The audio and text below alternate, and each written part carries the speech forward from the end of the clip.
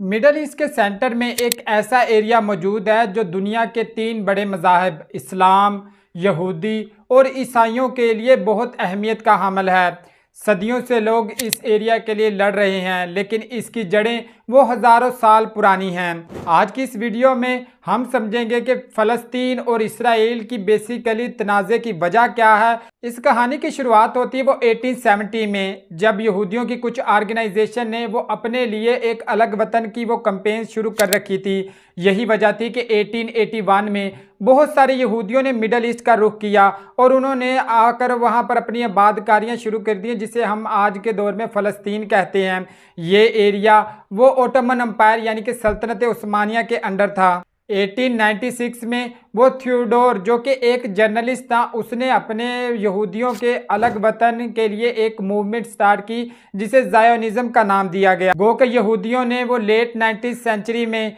वो यहाँ पे अपनी आबादकारियाँ शुरू कर दी थी, लेकिन ये कोई भी वजह तनाज़ा नहीं बना था, बल्कि जो वर्ल्ड वार 1 थी उस वक़्त ही असल वार है वो स्टार्ट होती है। वर्ल्ड वार 1 के दौरान ब्रिटिश है वो सल्तनत उस्मानिया के साथ लड़ाई कर रहे थे। इसी वजह से उन्होंने यहूदियों को ये यकीन दिलाया कि अगर वो सल्तनत उस्मानिया के खिलाफ उनका वो साथ देते हैं तो वो फतह के बाद उन्हें एक अलग कंट्री देंगे। और साथ में अरब के साथ भी यही उन्हें यकीन दिलाया कि अगर वो सल्तनत उस्मानिया के खिलाफ वो उनका साथ देते हैं तो उनको भी ग्रेट अरब कंट्री बनाने का मौका दिया जाएगा, जो सीरिया से यमन तक वो चाहते थे। लेकिन उन्होंने अंदरूने खाना एक सीक्रेट मुआहदा वो फ्रेंच के साथ किया कि अगर वो उनका साथ देते हैं तो वो इस होल मिडल ईस्ट को वो 2 हिस्सों में डिवाइड कर देंगे, जिसमें से एक पे वो खुद का कंट्रोल रखेंगे और एक फ्रेंच को दिया जाएगा, और फ़लस्तीन का इलाका उन्होंने अपने कंट्रोल में रखा। वर्ल्ड वार 1 के बाद वो हिटलर ने अपना चार्ज संभाल लिया और इसके बाद इसने यहूदियों को एक बड़े पैमाने पर कत्ल करवाया, जिसकी वजह से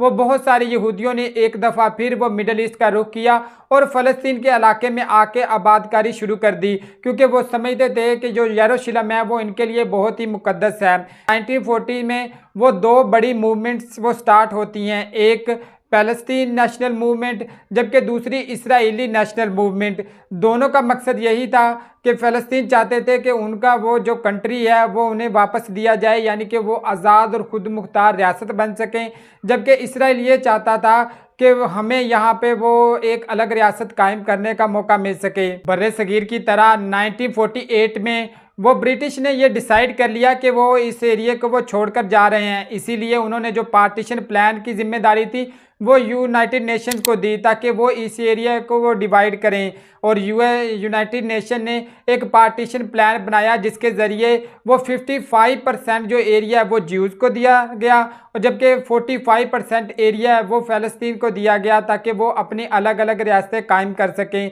और जो यरूशलेम है उसको उन्होंने अपने ही अंडर कंट्रोल रखा। लेकिन इसमें नोट करने वाली ये बात थी कि ये एरिया जो कि फ़लस्तीन का इलाका था उसमें जो यहूदी आके आबाद हुए थे, ना सिर्फ उन्हें एक अलग रियासत दी गई बल्कि आधे से ज़्यादा हिस्सा वो इन यहूदियों को दिया गया। 1948 में ही जो वर्ल्ड अराउंड फ़लस्तीन यानी कि कुछ कंट्रीज़ अरब ममालिक जो फ़लस्तीन के इर्द गिर्द आबाद थे उन्होंने इसराइल के ख़िलाफ़ अपना महाज खोल दिया, लेकिन इस महाज में उन्हें शिकस्त हुई तो इसराइल ने कुछ और भी फ़लस्तीन का इलाका अपने कब्ज़े में ले लिया। इसी तरह 1967 में भी एक अरब इसराइल वो जंग छिड़ जाती है, लेकिन इस दफ़ा भी इसराइल ही फातेह होते हैं और उसने गज़ा और वेस्ट बैंक के कुछ इलाके भी अपने हिस्से में कर लेता है। 1979 में वो अरब ममालिक में से सबसे पहला मुल्क मिस्र होता है जो इसराइल को एक आज़ाद रियासत वो तस्वर करता है, जबकि 1987 में वो हमास इस्टेब्लिश की जाती है जिसे कुछ ममालिक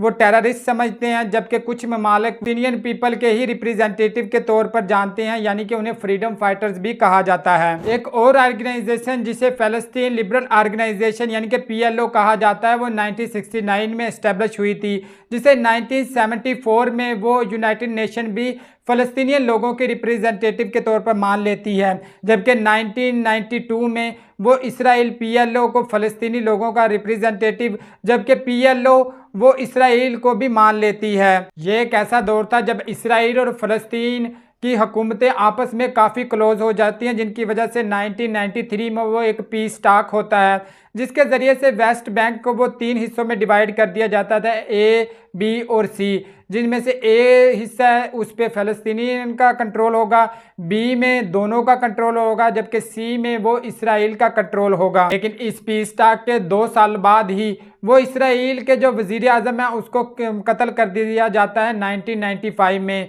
जबकि इसके बाद जो फ़लस्तीन में इलेक्शन होते हैं वहाँ पर वो हमास है उसका बाइकाट करती है, लेकिन 2006 के इलेक्शन में वो हमास जीत जाती है। पीएलओ और हमास के दरमियान कभी भी मफाहमत नहीं होती, जिसकी वजह से 2009 में एक सिविल वार भी छिड़ जाती है, जिसके बहुत सारे देर पास रात नमदार होते हैं। हमास के ख्याल में फ़लस्तीन लिबरल ऑर्गेनाइजेशन कुछ ज़्यादा ही नरम दिली दिखाती है वो इसराइल के मामले में। इसी वजह से ही उन्होंने 1992 में इनको तस्लीम किया, जिस वजह से इन दोनों ऑर्गेनाइजेशन की कभी भी आपस में नहीं बनी। और यही वजह है कि जब भी कोई लड़ाई होती है वो हमास और इसराइल के दरमियान होती है, या तो वो फिर गाज़ा स्ट्रिप में होती है या फिर अराउंड वेस्ट बैंक में ही होती है, क्योंकि गाज़ा स्ट्रिप एक ऐसा इलाका है जहाँ पर ये हमास का कंट्रोल है, जबकि जो वेस्ट बैंक और दूसरा जो फ़लस्तीन है उस पर वो पीएलओ का कंट्रोल है। इसी वजह से जितनी भी आप ये जो न्यूज़ सुन रहे हैं वो गाज़ा स्ट्रिप की ही सुनते हैं।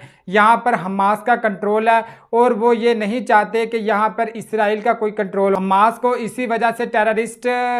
ऑर्गेनाइजेशन के तौर पर यूएन ने भी तस्लीम किया और बहुत सारे ममालिक इसको एक टेररिस्ट ऑर्गेनाइजेशन के तौर पर देखते हैं, हालांकि वो टेररिस्ट ऑर्गेनाइजेशन नहीं है। अगर हम ओरिजिनली तौर पर देखें तो ये एरिया उन्हीं का ही है। जितनी भी आबादकारी हुई है यहाँ पर वो एक गैर कानूनी है और वो ज़ोर ज़बरदस्ती की बुनियाद पर ही हुई है। इसी वजह से उनकी जो फ्रीडम फाइटिंग की जो एबिलिटी है उसको हम टेररिस्ट के तौर पर नहीं देख सकते। आज जितना भी जुल्म वो गज़ा स्ट्रिप में हो रहा है उसकी ज़िम्मेदारी सिर्फ़ और सिर्फ इसराइल और अमेरिका पर आयद होती है।